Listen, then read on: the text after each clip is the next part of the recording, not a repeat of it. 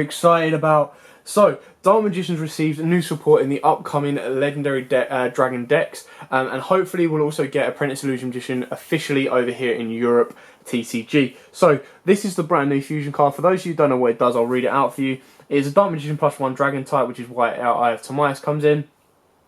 This card name becomes Dark Magician while on the field or in the graveyard, so it also sets off Circle, as well as being able to be revived through Eternal Soul. Your opponent cannot target spell or trap cards you control with card effects. Also, they cannot be destroyed by your opponent's card effects. So that is absolutely awesome, and probably what the deck was slightly missing. Anyway, I'm going to take you through this deck profile. It is focused on bringing out the fusion, so as I go through it, I will tell you what I would probably take out if I want to make it a more balanced deck, and that will obviously be an update when the decks are officially released on, I believe it's the 8th of October, so next Thursday, for the UK anyway. So, let's get off with it. We go 3 Dark Magician, very, very standard and straightforward on that profile bit there. Triple Apprentice Illusion Magician girl. She's so good. She searches out your Dark Magician. She brings a 2k bit to board. She's a 2k honest. There's not a lot that she can't do. 3 Magician's Rod.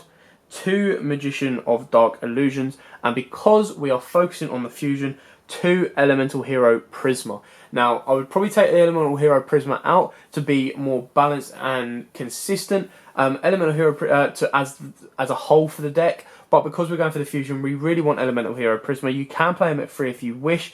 The whole issue is, though, that you need your Eye of Timaeus. If Eye of Timaeus was searchable, which unfortunately it isn't, now the reason Eye of Timaeus isn't searchable is because it states Dark Magician Monster. And all Dark Magician search cards, play cards, all of that refer to Dark Magician himself as the Dark Magician. Which is why it's important that Magician of Black Illusion becomes Dark Magician, and so does Dark Magician the Dragon Knight. Because their names become Dark Magician, it counts to get the effects off. But for stuff like Dark Magician Girl, it's not the card itself, which is why it won't go off on Dark Magical Circle and stuff like that. The last monster we play is Spellbook Magician of Prophecy. You can easily put Max C in here. Again, it's just made space for the cycle of going for the fusion. Again, Maxi would help out massively, so you could probably take out one of the upcoming cards for it. I'll show you what you could take out for a Maxi, just to give you that extra draw power that you'll need, because you want to be hunting for that Eye of Timaeus. Speaking of which, you play Eye of Timaeus at max at 3. This is the fusion build. That is your main focus on this deck, which is why we want to be going for it as soon as we possibly can. Which is why it also coordinates very, very well with Dark Magic Veil, as it gives you the ability to get your fusion off first turn if you open up with this Dark Magician and, of course, Eye of Timaeus. Eye of Timaeus is the most important kind of centerpiece, which is why it's a little bit harder to get the consistency right at this moment in time, but this build is as best we possibly can. I've put Dark Magic Veils in there instead of Summon Monks for the pure fact that because we're already discarding with Apprentice Illusion Magician, there's not a huge amount of discard fodder that we have. We can be a little bit more lenient with our life points, and the sense of that as well is because it can bring stuff back from the grave, it means you don't have to worry hugely about Call of the Haunted and flooding your deck with Back to the Front, because you can bring back any Dark Spellcaster monster from your graveyard or hand, which again helps out massively. Triple Dark Magician, Dark Magical Circle, again staple in the deck, very, very straightforward on that one. Triple Spellbook of Secrets, double Spellbook of Knowledge, again standard draw engine for the Spellbook engine.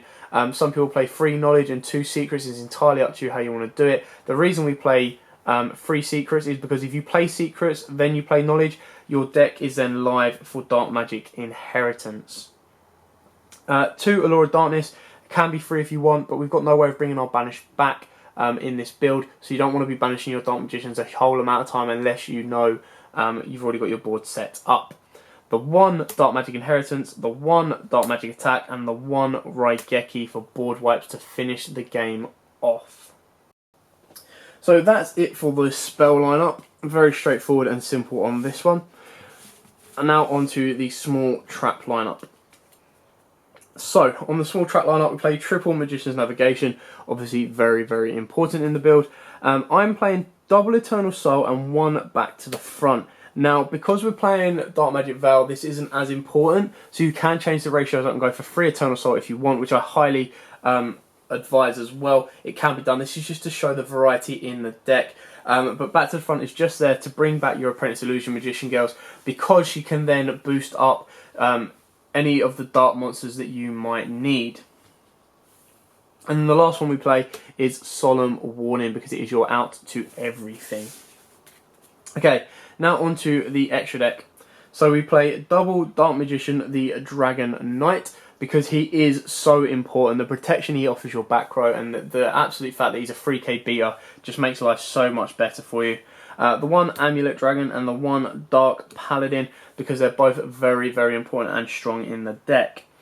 We then play the one Deco Talker, the one Gaia Saber. Now the reason we play Gaia Saber is because it helps kind of get your loops with Link Spider going. So for those of you who don't know the loop with Link Spider as of yet, if you've got an Eternal Soul active on board and a Dark Magician on board, you turn your Dark Magician into a Link Spider, and then you use Eternal Soul to bring Dark Magician back, so you've kind of helped circle. If you've got Dark Magical Circle on board, you can help loop that. Which is also the reason why we've got Gaia Saber, is because there are times when you could go normal summon a Rod, do whatever you need to do, use Link Spider, Rod and Dark Magician to go into Gaia Saber. You've now got a 26 beater on board, and then you use Eternal Soul to bring back Dark Magician, Circle to banish off, and then you kind of continue your plays from there. And then Decode is there to unlock the other 2 spaces. You can put in things like Proxy Dragon as well to kind of extend, but Link Spider is a little bit easier to get over because he's 1,000 attack points, which is why he might cause he causes less issues. So you want to kind of get him to use the loop first off, do your little poke damage, and then turn him over into a Gaia Saber. We then play the one Naruto, the Moral Leader, purely because, again, your Apprentice Illusion Magicians can come together to make overlay to make this guy, and then he's got a protection effect to negate a spell or trap card, and then you can use this guy to overlay on top of to make a Ibon Illusion Magician, which is very, very important in the deck as well.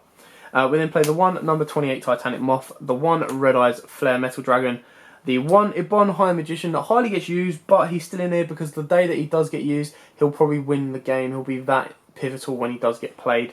The number 11 Big Eye, 2 Ibon Illusion Magicians, and the one Breaksword. You can easily put in the Gaia Charger and, of course, Mecha Phantom Beast Draco Sack as well if you wish.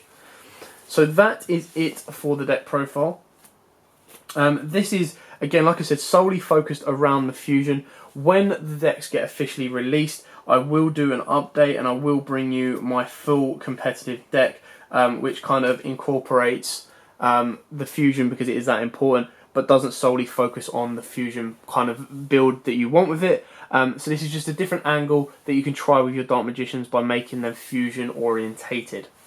So thanks for watching. Don't forget to like, comment, subscribe, share, and until next time, guys, as always, happy dueling.